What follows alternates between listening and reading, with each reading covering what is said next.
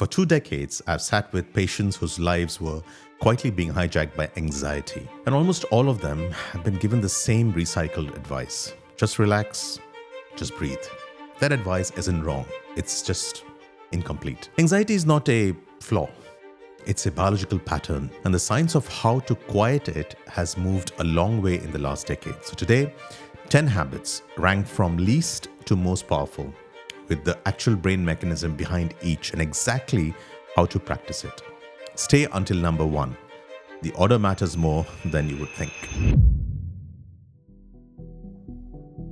When you put a feeling into words, what neuroscientists call affect labeling, brain imaging shows reduced amygdala activity and increased prefrontal cortex engagement. How do you do that? So, set a 10-minute timer. Write what you're feeling, then ask one question on the page. What is this actually about? End with a line beginning, what I notice is real benefit, shallow mechanism, bottom of the list.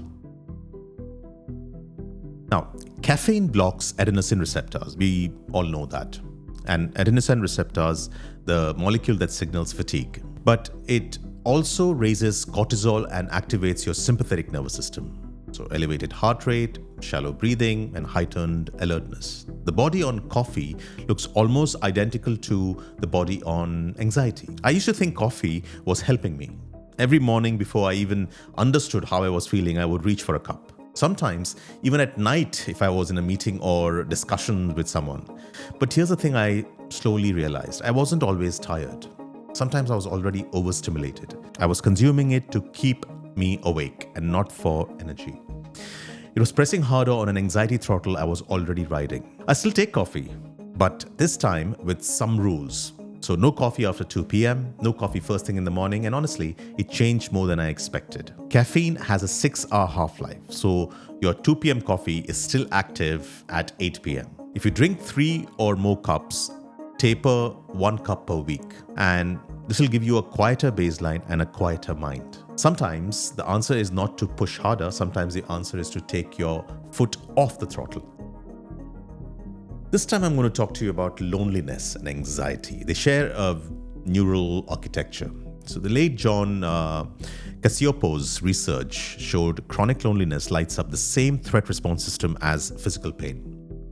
Warm social contact, on the other hand, releases oxytocin, which is directly known to dampen amygdala reactivity. The cruel paradox is that anxiety makes connection harder. When you most need it, you want it least. So how do you do it? Make a 2-person list, just 2 people with whom you can text without overthinking. Save them at the top of your contacts. When anxiety hits, you don't have to decide who to message. You already know. Keep the message tiny, like, got a minute? That's enough.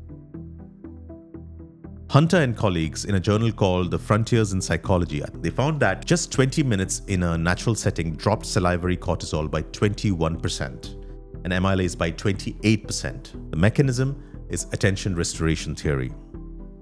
Now, cities demand effortful focus.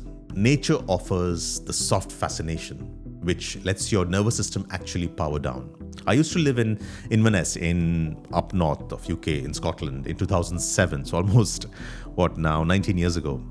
There was nature everywhere, trees and snow and mountains and rivers, and now I'm living in a concrete jungle surrounded by glamour, buildings and roads. Now I have to find nature to bring my cortisol down.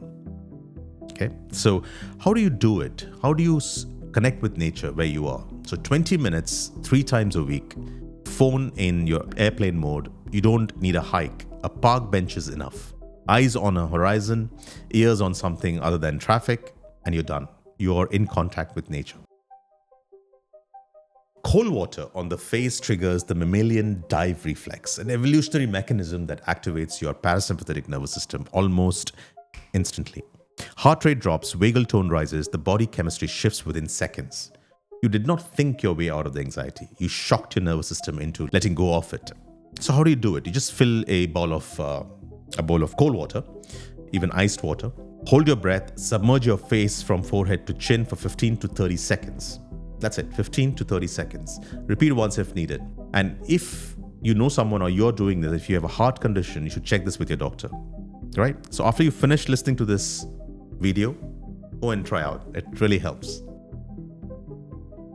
Roughly 90% of your body's serotonin is produced in your gut, not your brain. Specific bacteria also produce GABA, the main calming neurotransmitter. The gut and brain communicate through the vagus nerve and the immune system, what's now called the gut-brain axis. In 2007, a study in gastroenterology showed that altering the microbiome with specific probiotics produced measurable reductions in anxiety symptoms. How can you do it? Just try to consume one fermented food daily. It could be yogurt or kefir or kimchi. Aim for 30 grams of fiber. Try and reduce ultra-processed food and feed the bacteria that produce calm. Now we reach a point where the list becomes non-negotiable. Now, Matthew Walker's UC Berkeley research showed that one night of poor sleep increases next day's anxiety by up to 30%. Brain scans shows exactly why. The amygdala overfires while the prefrontal cortex, the part that regulates it, goes nearly offline. So how do you do it? Same wake-up time every day, including weekends. Bright light in your eyes first 30 minutes of waking up. It could be just direct sunlight. No screens for an hour before bed. Bedroom around 18 degrees Celsius if you can. And if you can't sleep within 20 minutes, get up, read in low light, return when sleepy. Fix your sleep, and almost everything else on this list seems to work better. In 2023, Stanford researchers led by Andrew Huberman and David Spiegel published a study in Cell Reports Medicine comparing 4 anxiety techniques. The clear winner was the cyclical Sigh. Just 5 minutes a day produced lower resting breathing rates and better mood throughout the entire day, not just during the practice. So how do you do it? Inhale through your nose. Take a second short and sharp inhale on top of this. Then exhale slowly through your mouth, twice as long as the inhale. Repeat this for 1 to 5 minutes. So you can do this in your car, in a traffic, in a meeting room, at 3 a.m., anytime. Cyclical sighing should probably replace take a deep breath as default advice everywhere. Sarah Lazar's 2011 Harvard study in psychiatric research. So what they did was they did some neuroimaging, which showed that just 8 weeks of consistent mindfulness produced measurable structural changes in the brain. The amygdala, the alarm system, becomes smaller in gray matter density. Smaller alarm, quieter mind. Mindfulness is not about emptying the mind. It's about training one specific skill. Noticing that what you're feeling without becoming what you're feeling, that is. The gap between stimulus and reaction is where freedom lives. How do you do it? Sit comfortably, feel the breath at the nostrils. Your mind will wander within seconds. That's not a failure, that's just needs practice. Each time you notice it wandering, gently bring it back. 10 minutes a day, brain changes show up around week 8. Nothing else on this list comes close. A 2018 meta-analysis in depression and anxiety, looking at over 67,000 participants, found exercise was associated with significantly lower odds of anxiety disorders. Read that again. Exercise physically rewires the circuit that generates anxiety. I started doing my bit for the past 3 years. My motivation was my 16-year-old son. I built a small gym in my house and started training with him. And seeing the excitement in his youthful eyes, I kept getting motivated. How do you do it? 150 minutes a week. That's it. 150 minutes a week. The WHO guideline is the threshold where the anti-anxiety effect becomes substantial. Walk or cycle or swim, dance, lift, whatever you would actually be doing. The simple intensity test is you should be able to talk but not sing. Lay your shoes by the door the night before and you will do it. Anxiety is bad at fighting habits already in motion. You don't have to do all 10. If you pick one, you pick exercise. If you can manage 2, add sleep. If you can manage 3, add the cyclical sighing, because it costs nothing and works just in 2 minutes. I've started and shared these options with many of my relatives and colleagues, and these do help. They've come back and told me thank you. For some, much more than others, but they do.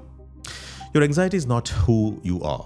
It's a state your brain has learned, and with the right inputs repeated consistently, it can learn something different. If this helped you, share it with someone who needs it. Subscribe to the Brain Project and tell me in the comments below which habit are you starting with this week.